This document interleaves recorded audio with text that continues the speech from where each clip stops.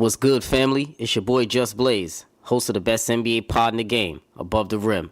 Keep it locked each week and join myself and a special guest as we tackle the latest rumblings in the league. If it's happening in the NBA, you know I got you covered. Make sure you subscribe on all platforms and leave that 5-star review. Let's get it. Helps you grow as a player. Helps us get better as a team. Your Burberry jacket. You balling. You stupid. This ain't Burberry. New Balance. It is. It's New Balance. But yourself, and what would you like people to know about you? I'm a fun guy. Obviously, I love the game of basketball. It's just more questions you have to ask me in order for me to tell you about myself. I just can't give you a whole spiel. I don't even know where you're sitting at. Talk about it! You are now tuned in to Above the Rim.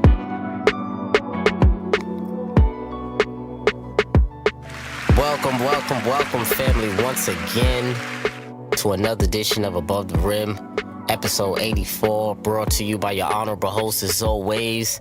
It's your boy Justin, aka Just Blaze. And as always, family, you can find Above the Rim anywhere you listen to podcasts, whether that be iTunes, whether that be Stitcher, Google, Spotify. I'm everywhere. To get in contact with me or the show, you can always hit me up or follow me on Twitter at JustBlaze_513. That's JUSBLAZE_513. On IG, it's JustBlaze513. And on Facebook, just search Above the Rim Podcast. And also email the show as well at Above the Rim NBA Podcast at gmail.com.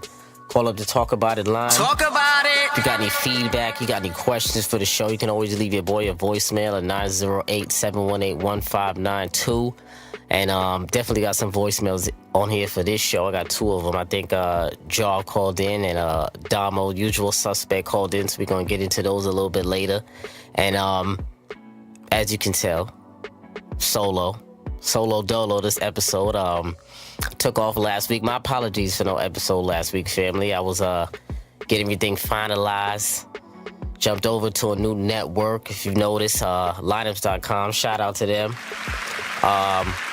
They have a great bunch of shows and other podcasts and other written content on there as well. So shout out to them. Go to lineups.com and check those boys out.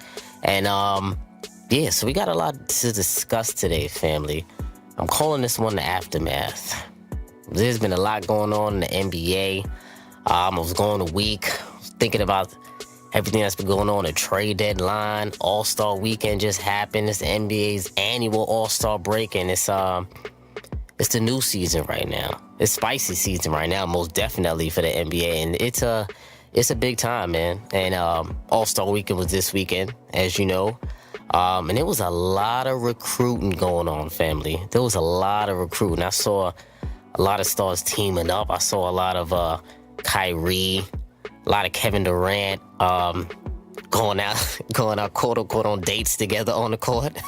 Those two are playing a lot of one-on-ones together. I saw there was a lot of chit-chatter between those two. There was some videos coming out, so it was interesting. You know, LeBron was in Op Patrol, as always. Shout out to Jov, calling Raymond the Op. He was looking for a new co-star to join him out there in LA. We saw the conversations with him and AD, the photos that came out. That was pretty interesting to see as well. And All-Star Weekend was decent as a whole. You know, it didn't knock me off my seat. You know, I didn't jump over the couch for All-Star Weekend, as I never do, because I feel like the sting is a little bit off of All-Star Weekend. I mean, it's still important. Still need to have it, of course, but to me, it's more of a show. No one really cares about the All-Star game as a whole. The stars don't even play competitive basketball. It's only there for alleys. I like competitive ball, not just exhibition games. So it would be nice to see them play defense for once, you know, for an entire game. But we know that's never going to happen. Worried about injuries and things of that nature. So I get it. What else happened in the All-Star weekend? Meek Mill on the intro. That was solid. Not mad at that. That was decent. J. Cole. Shout out to J. Cole. Dreamville. Halftime show. It was cool. It was cool. I'm not. Come I'm not on, gonna man. hate. I'm not gonna hate. It was cool. It was cool. I must say though, that classic that starter Hornets jacket he had was tough. It was very tough. I'm not gonna lie. But the skills challenge, Jason Tatum won. I had my boy Trae Young, Ice Trae, in that he didn't win. Jason Tatum won that, so shout out to him. Joe Harris came through in the clutch for Brooklyn. He won a 3-point contest. The dunk contest, Hamidou Diallo. Hamidou. So disrespectful. Not gonna get disrespectful, but he won a dunk contest. It was cool, you know.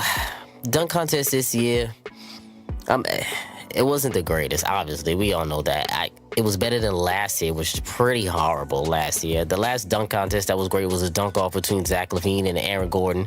That was a great one, but this one, they tried to throw in the theatrics. John Collins, he had his what was it? Tuskegee Airmen. He had and then he also messed up the damn play.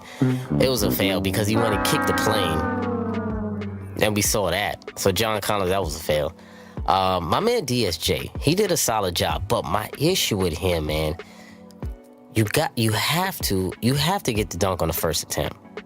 You have to, and if you don't get it on the first attempt, you have to get it on the second attempt, and then you lose points from there. I think I saw someone say on Twitter that maybe they should drop down the highest score that you can get if you miss an attempt. So say, for instance, if it's on the second attempt, then I believe you could only score a 9 if it's on the second attempt. I think that was Josh who said that, so shout out to him from the dime. But I think that's a solid way to enhance the dunk contest because it's getting ridiculous now. I don't want to see DSJ. That's my man's and all that. He had great dunks. He had great hops. Nice dunk with J. Cole as he used it a prop. But it was about 8 attempts each dunk, and it was unacceptable. It was unacceptable. So Hamidou, he did well. He got some springs on him from the young boy from OKC. His best dunk of the night was the Vince Carter arm through the rim dunk. That was the best dunk of the night for Diallo, for sure. I loved how he brought that back. It was a nice tribute to VC, one of the best dunkers of all time. So I got to give him credit for that. And it was cool. But next year, I need a little bit more pizzazz. I saw Giannis tweeting about it. I saw Donovan Mitchell tweeting about it, that he might get back in it too. You know, next year, we got Zion coming to the league. We know he's going to be in the dunk contest. So we got to see, man. But they got to spice it up a little bit. But overall, it was cool. It was cool. I'm not too mad at it. But family, the most important man of All-Star Weekend, the funniest man in All-Star Weekend was Kawhi Leonard. He is the funniest man in the NBA. I'm telling you, man. Think about it. Kawhi Leonard, he's funny without even knowing that he's funny. His mannerisms, how he answers questions. One of these dudes asked him to crack a smile. He gave him a grin.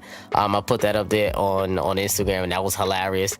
He got a new sneaker out as well. It's very Kawhi-like, on brand. It's plain, basic, not too much color, not too much pizzazz. But, you know, I wasn't really expecting much from New Balance. Kawhi Leonard, come on now. I mean, this Kawhi's written on the back. I mean, I wasn't expecting anything flea or nothing. It is Kawhi, you know? Come on, man. I was not expecting nothing flea, but shout out to him for even having his own signature shoe, making the jump over there to New Balance. It was a solid attempt, but Kawhi, man, he had some interesting comments about Toronto, about his free agency, if he planned on staying there. I don't know. I feel like it's still up in the air. I know early in the season I was saying that I felt like it was a guarantee that he was going to stay there. With the way they started the season, but I'm starting to waver a little bit. I thought Drake would be a little bit more of an influence, put him in some commercials, you know, do a little bit more promo, but they've been letting Kawhi chill, and I'm cool with that. I understand it. He wants to be low maintenance, out of spotlight, and I'm with it. I get it. And but he had some interesting comments when somebody asked him about his free agency and about Toronto as well. So let's get into that. Thanks, man. Hey, Kawhi, you've been in Toronto for a while now. What do you think about the city and how the fans kind of received you, and just your overall thoughts on being with the Raptors so far? It's great energy out there. You know, fans come out, they're very supportive. The city's it's a great city. There's a lot to do. Just talking earlier, but it's just been cold. But, you know, the snow does look nice on days, but just need a jacket to go outside. I'm not used to it, wearing boots and everything, but as far as the whole city, team, coaching staff, organization, fans, it's been great. Man, shout out to Kawhi being honest. Shout out to Kawhi for keeping it a buck right there when asked about his feelings about Toronto. He gave him some love. He said Toronto's a great city. He's not mad at the city at all. Nothing wrong with the Toronto, the city holders, and they have embraced him well. He's been successful there thus far. And it was just about, it's the cold, man. That's all he said. And he was keeping it 1,000. Talking about he's not used to going outside with a jacket to go to the store. I'm feeling him, man. He's 100% right. That's the issue that we all worried about with Kawhi. We all knew that he wanted to go to LA, and we all knew that that was his first choice to go over there to LA. And this summer, I know that weather's going to be a factor in his decision. He basically told you right then and there that the weather's a major factor in his decision. And it's going to be interesting to watch, man. So shout out to Kawhi, man. You're going to see how it goes. 2 Chainz. My man 2 Chainz had the hardest jacket out All-Star Weekend. I don't know if y'all saw the velvet, whatever that was, the suede, the velvet, whatever that was from Pop's Polyester Palace, whatever that was. But 2 Chainz, hardest jacket out. And Jesus Shuttlesworth, Ray Allen, we got to give that man a 10-day contract. Celebrity game, balling out, showing he still got the goods. You know, but also one thing really quick. I wasn't crazy about the excessive coverage on D-Wade's last All-Star game. I feel, I'm not gonna lie, I feel like the NBA was doing a little bit too much. No disrespect to D-Wade at all. Hall of Fame career and all that, but I feel like it's just a little forced a little bit. I feel like they was oversaturating the narrative that is his last All-Star game last year for D-Wade. D-Wade, you cool, but I don't know if they love you like that, D-Wade. I mean, come on now. I feel like ever since Kobe got his retirement tour, quote unquote, they're gonna start oversaturating the market, you know. But and every year we're gonna get a retirement tour for somebody. But you know, D-Wade, whatever. Not hating on you. Do your thing. Yeah, so let's talk about the trade deadline, because I didn't get to speak to the family about my thoughts about what I thought about the trade deadline, about the deals, and Dell Demps getting fired as well, the Pelicans GM, for not even making a deal to the Lakers. And what a time to be alive, man. I mean, Dell Demps, this guy, you get fired for not making a trade. It's crazy right now. But he should have just taken that deal from LA, in my opinion. I'm not gonna lie, but I understand why he didn't. He didn't want to be strong-armed by Magic, Rob Pelinka, Rich Paul, Anthony Davis's agent, and accept that Lakers deal. I know there was a lot of speculation going on about how other executives were calling him and telling him not to cave into the Lakers. Stephen A was reporting that a lot. There were a lot of guys reporting that. So it turned into more of a ego thing rather than a business decision. And I feel like that's when it was a problem, because now there was personal relationships getting into the way. And you remember Magic also as well. He came out and said that he didn't feel like the business was in good faith, wasn't good business with him and Dell Demps. So that was interesting as well. And see, now it cost the man a job. I feel like they should have taken that deal. The Lakers were offering Zoe, Kuz, Ingram, Hart, Zoo, and 2 picks, and I think Rondo or something like that. Come on, that's a lot. And you could flip one of those young boys if you didn't want them. You get what I'm saying? I mean, I don't know. The problem to me is that I feel like if you wait too long, and obviously you're going to have to wait till the summer now, I feel like you're going to get a little bit less. The deals coming from prospective teams will be significantly less, because now he only has 1 year on his deal, and you're effectively trading a 1-year rental. And not a lot of teams are going to go after a 1-year rental. The contending teams will, but I feel like the deals are a little bit less, and I feel like Magic offers a little bit less also, because of they can just get him in free agency in 1 year, because we know he wants to go to the Lakers. We already know the fix is in. It's going to happen. So Dell Demps, man, crazy. Deadline, Philly. Shout out to Philly. Shout out to Elton Brand as well for making a power move. Acquiring Tobias Harris. You got Mike Scott. You got Boban. You got Jonathan Simmons. You got that scrub James Ennis too from Houston. listen, Elton Brand, he's making moves right now. He's trying to turn the Philadelphia 76ers into a contender, and I'm not mad at him at all, man. It may take some time for Coach Brett Brown to put it all together. I do feel like there's going to be some growing pains with this team right now, and I said it on Twitter before when I was talking to somebody. I feel like less is more right now. Less is more a little bit for Philly, but I think they have the guys that they have, the big four that they do have, are very smart, very strategic, very talented guys. And my only issue is that who's going to sacrifice? Because somebody's got to sacrifice in this big four. This is not the same big four that's in Golden State. These are not those kind of big fours. This is a little bit different. These are guys, two of these guys are in contract years, and two of the guys are still trying to establish themselves. Actually, all four are actually trying to establish themselves. Tobias is trying to establish himself as a high-profile scorer in the league, secure that max deal. Jimmy Butler's trying to prove that he's not a locker room cancer or anything like that. He can play within the team system. He's trying to earn a max deal. Joel Embiid is trying to put his imprint in the league as one of the top 10 players, and Ben Simmons is trying to put his foot on people's necks as a generational point guard. So each one of them have something to prove, which can be good, but I can also see how it can be bad as well come playoff time. And to me, is playoff time equals legacy time. And when it's legacy time, now somebody has to sacrifice. Because when it's legacy time, people are going to be playing for themselves a little bit. They still want to win, of course, but you still want to be the man while you're winning. You don't think Joel Embiid wants to be the number one option if the Philadelphia 76ers do make it to the finals? You don't think Jimmy Butler wants to be up there? You don't think Ben Simmons wants to be recognized? Each one of these guys have something to prove right now, so it'll be interesting. And if you ask me, the person who I feel like has to sacrifice and who probably will is going to have to be Jimmy Butler.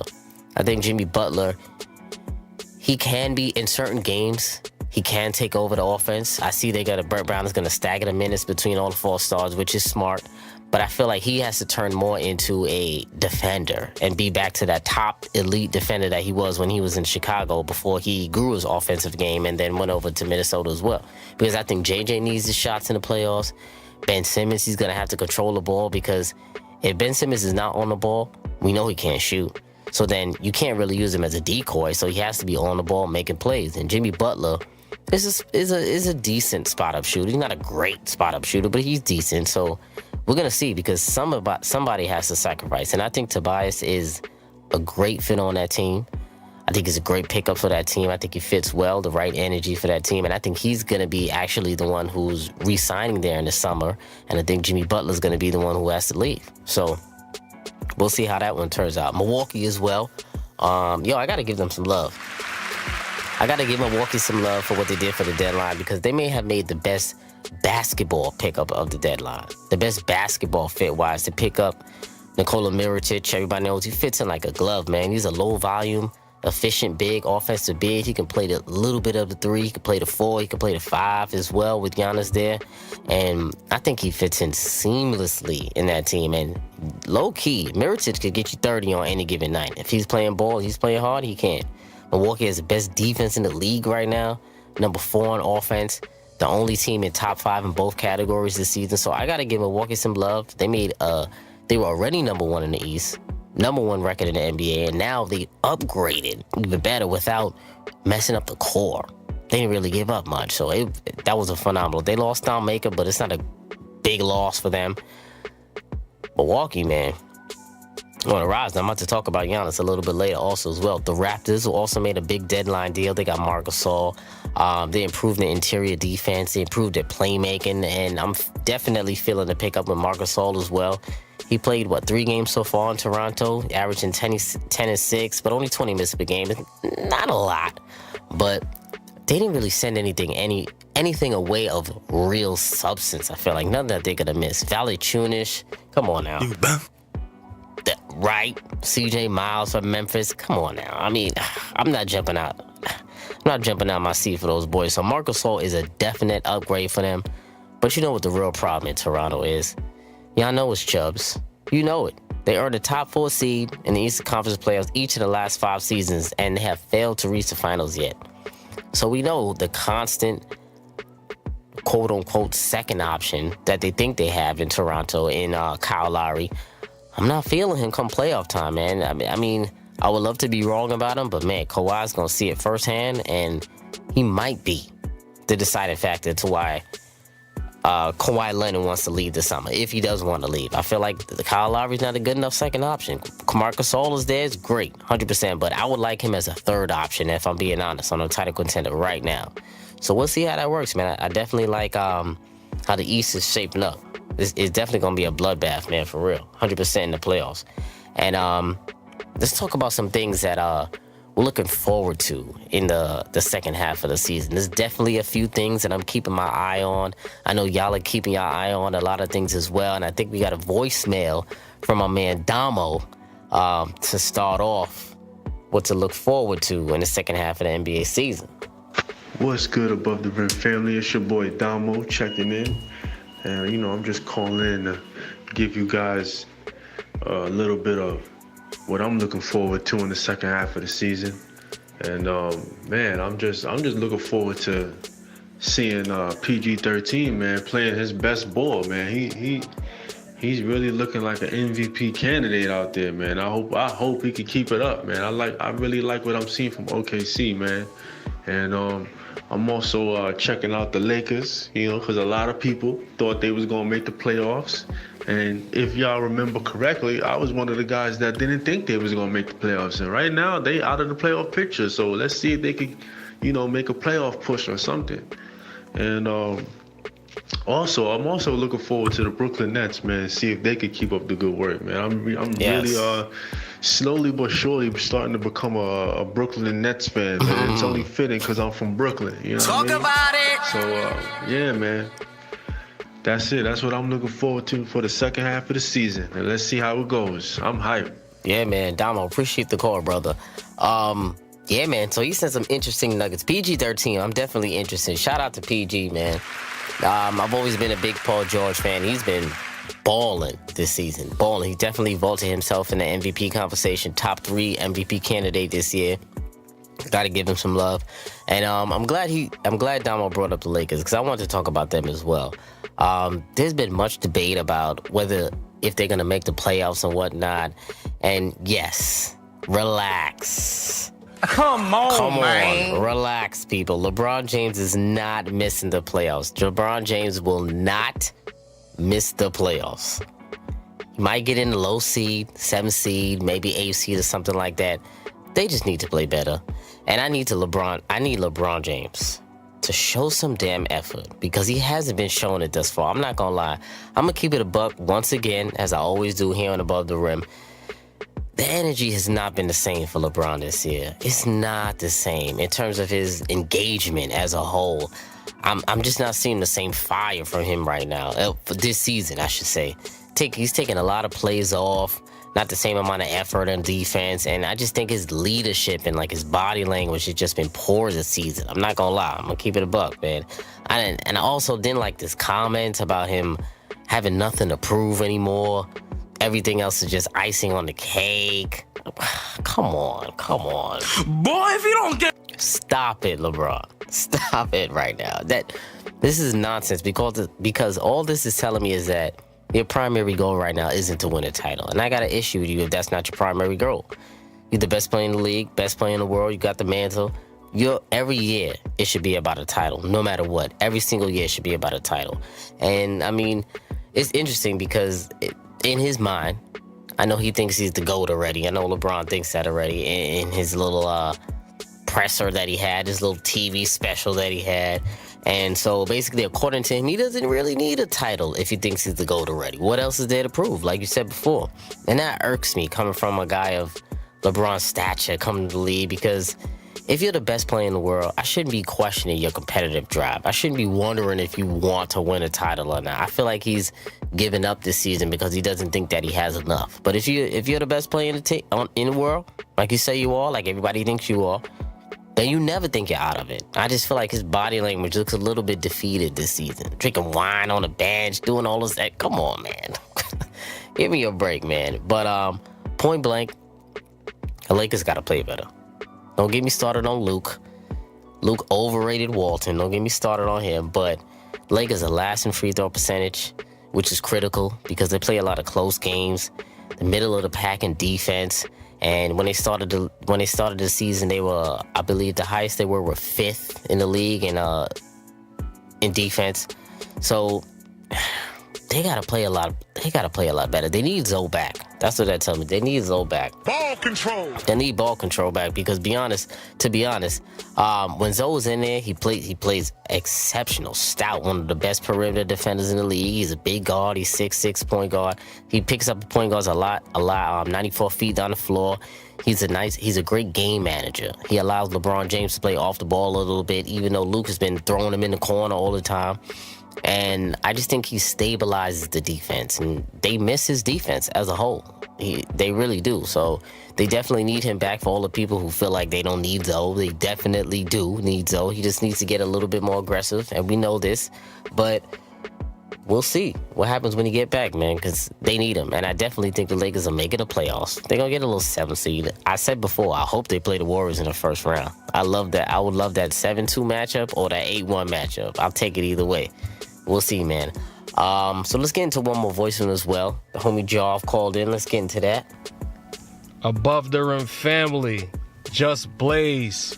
It's your boy Jav, one half of the league office.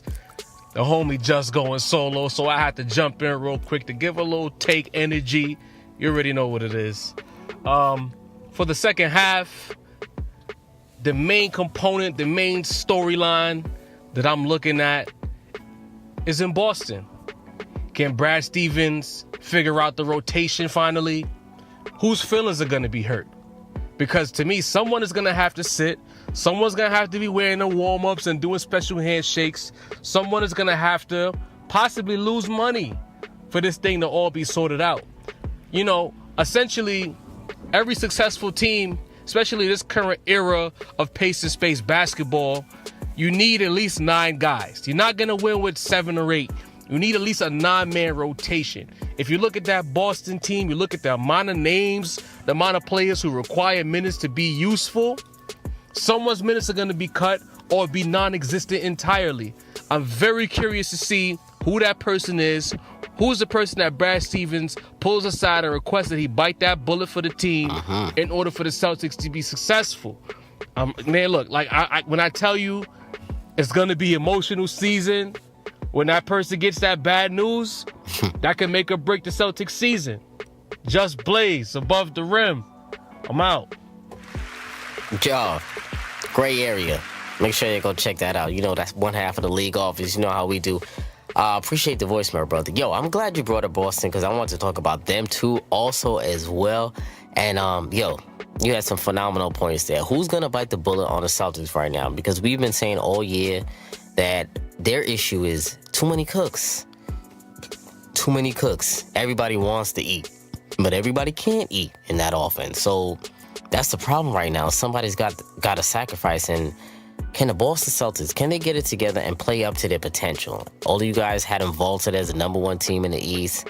They're definitely not going to get number 1, but they're currently right now, they're tied with Philly, same record, for 4th and 5th, and we don't want them to play in the first round. Well, neither one of those teams want to play each other in the first round.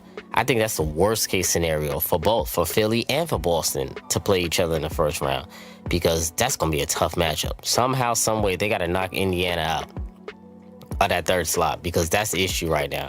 And as far as Boston goes, they got to put those Eagles to the side. They got to play hard. You know what I think? I think the other key role players on the team, Scary Terry, Jason Tatum, Jaylen Brown, Marcus Morris, to a degree, but not too much so him. I think they're upset, or maybe they may be feeling a little bit of a way because they feel like the organization might be catering too much to Kyrie's free agency.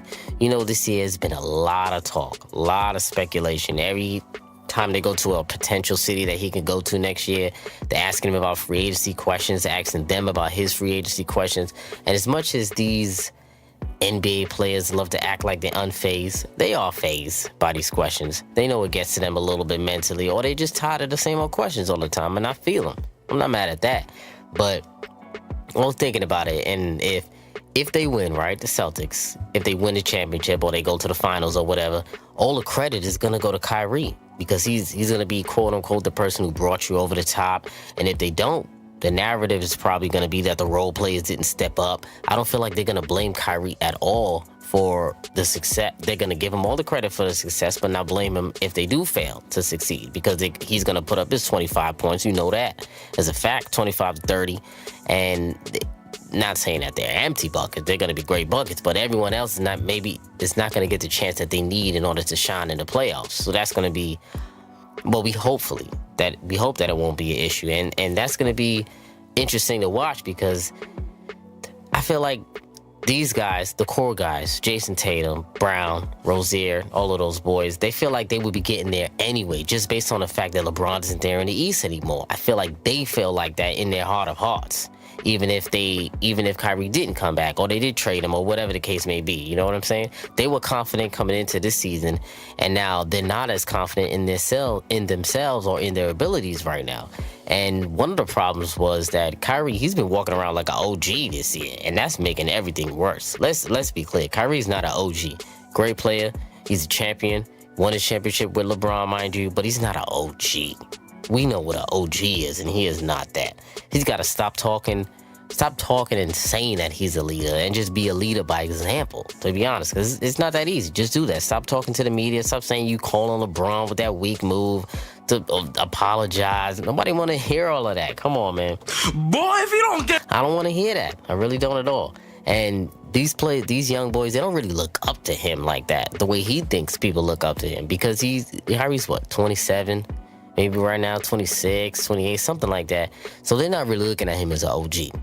LeBron is an OG. That's why he can get that respect from the young boys, and they got to be quiet. But Kyrie, not an OG. Let's be real. And Brad Stevens also as well, he's evading a lot of criticism right now for how mediocre the Boston Celtics are looking.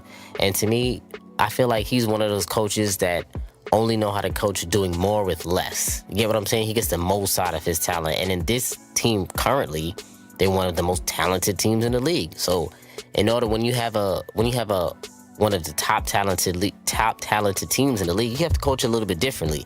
You have to ask guys to sacrifice rather than do more, or do more than what's expected of you. Get the best out of you. Sometimes they have to coddle their game a little bit in order for the betterment or the success of the team. So it's a different way of coaching when you have too much talent. And I think he's struggling with that this year. So that's going to be interesting to watch as well. And talked about him before, but my man Giannis, I'm also looking forward to him finally taking that next leap, which I feel like he is right now. It's his time. It's no more first round exits. I don't want to hear none of that from Giannis right now anymore. Bucks got the best record in the NBA. Like I said, he's putting up numbers 27, 12, and 6. Some of these numbers never before seen in NBA history. Milwaukee has the best defense in the league. Number 4 offense in the league. Only team in the top 5 in both categories. Terrific coach in Budenholzer. He's putting Giannis and his teammates in the proper positions to succeed. So he's in the proper positions right now. We talked about Mirotic as well being a great pickup for him. And I don't want to hear no excuses. No excuses from Giannis this year. I'm more critical. I'm more hard on Giannis than a lot of the other players, because he's one of my favorite players in the league, and I think he is a generational talent, and he has all the tools needed, and he's got to get it done. Got to get out the first round. Got to get out the second round. To me, he's got to get to the conference finals, or it's not a successful season for the Greek Freak. Not successful if they don't get to the conference round. It has to be. And what I need to see out of him is I need to see him make his teammates better in the postseason, better in the playoffs. Remember last year with Bledsoe? He was getting worked by Terry Rozier. Worked. Every night he was getting worked by him. Every night. That can't happen again. That can't happen again. So Giannis, when stuff like that is happening, you need to take over the game. And you just score 10 points in a row. Something, make a couple of defensive stops. Something to galvanize your team, to stop the bleeding when he's out there getting worked. I don't want to see that happen anymore. Or switch up. Maybe guard Terry Rozier. Do something. Can't let your man get worked like that on a consistent basis. So we're going to see. That's going to be interesting to watch. Also, what I'm looking at, y'all know I'm paying attention to Houston. Y'all know it. It's still see you in June. See you in June energy for me. Above the rim, my energy don't change. I keep the same energy. It's see you in June for my Rockets. And I need them to turn up the gas. I need them to close out this season with the gas up. I need the momentum high. I need them to be playing well. We got the Warriors coming up Saturday night. Both teams might be fully healthy for the first time playing each other. We'll see. Hopefully, James Harden, he's been balling this year. He's been killing it. Amazing this season. 30 points in 31 consecutive games. No one has done that since Will Chamberlain carried us from the bottom of the standings to the Midwest right now. But we need to be higher than the 5th seed. We're currently 5th. Could be playing Portland in the first round. We got to get out of that. I would love to get the 3 seed, maybe the 2 seed. We'll see. I feel like we can go on a 10-game run, 12-game run, and it'll be nice. Or maybe 10 out of 12, maybe 12 out of 15, something like that. And it could get you up to the 3rd seed pretty easily, the 2nd seed. We'll see. And Harden, look, he's averaging 36 a night, on pace for the 7th best single-season scoring average in NBA history. Got to give him some love, man. He's number 1 in the league in threes. 5 threes a game. Number 2 in steals. For all the people who don't say he's playing no defense right now, he's hustling. He's trying. He's 5th in the league in assists. And we playing well, man. I mean, not right now, because the last week, right before the trading deadline, we lost a few games that we shouldn't have lost. We lost a bunch of bonehead games, especially against the T-Wolves. That was crazy. But I feel like right now, we got Clint coming back. We got Fareed now he's going to become a backup. We got Shump. He's a solid addition. I think he needs to start at the 3, so we can get some more competitive defense. We need someone else to fulfill that Ariza role, and Eric Gordon is not it, okay? Eric Gordon, he has been the same Eric Gordon all season. Hopefully in the postseason he can catch fire a little bit again, and because he was playing great to end the season last year. All we need out of EG, we need about 15 to 20 a night, 17. And of course, the point guard. You got to be the point guard. We had enough time. It's time to unleash. Chris Paul, I need you here. I need you taking the pressure off Harden. I need James Harden to come off the ball a little bit more. I need him to not regress in that way, meaning that regress in using his energy, his usage rate. I need him to calm down a little bit. I need him to play off the ball a little bit and become that assassin scorer that we know you are, that you've been the entire year. But do it with a little bit more energy, because you know why? On the defensive end, now you're gonna have a little bit more energy to get through those screens. When you guys don't switch, you won't have to fight over those screens. When you do have to switch and you have to guard the bigs and the pick and roll, you need your energy for that, James. So our defense has been lacking. Our rebounding has been lacking. So we need Clint Capella back to shore that up. Kenneth Fareed, the Manimal's been there all year. I love how he's been playing. Austin Rivers has been a solid pickup for us. And I think we need Daniel House back as well. So we got to convert him also from his two-way G League deal. There's been a problem there as well. But we're deep, man. Gerald Green's going to step up. The Rockets are about 10 deep right now, but I still need a little bit more. We got 25 games left. I need a little bit more cohesion, and I need no more injuries. We need a fully healthy team going into playoffs, and I think it's going to be a bloodbath in the West, the entire playoffs.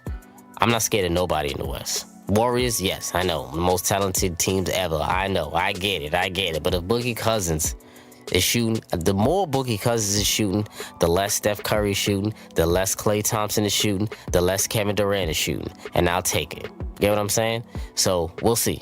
That's going to be a hell of a matchup. Hopefully we get that in the Western Conference Finals. We'll see, man. But the Nets, I got to give them some love. Damo alluded to it earlier. The Nets right now are about to make the playoffs. BK, where you at? The Nets, 6th place in the East right now. They already got more wins than they did in each of their last 3 seasons. You got to give them some love. They are balling. D-Lo, D'Angelo Russell. I always call him Mr. Robotic because of the way he's playing. But he made an all-star team, man. I got to give him some love there, man. The Nets have been playing well. I love what Kenny Atkinson is doing. He's doing a great job. Sean Marks in the front office has been doing a great job. And listen, I'm ready for them to make the playoffs because you know your boy will be there. You know Above the Rim is going to be there at the playoffs.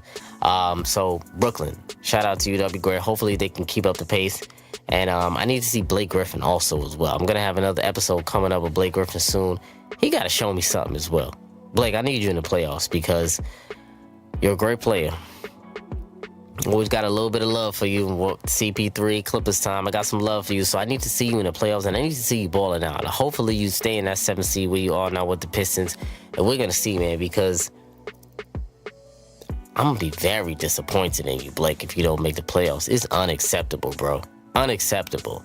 We'll see how that goes, man. So I'm definitely going to be looking out for a lot of new storylines going on in second half of the season. It's the aftermath right now.